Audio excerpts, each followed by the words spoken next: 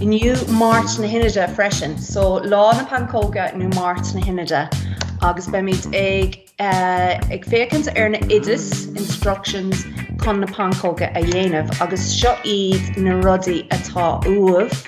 So na co-ábhar ingredients agus na rudaí don cócracht.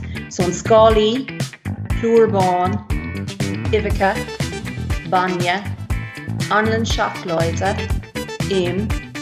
sú limonóide, más ní leat, ní gá leat é sin a chuirsteach. Siúcra, fruchtán, baula, mill, más ní leat freisin, new maple syrup, más ní leat é sin a chuirsteach.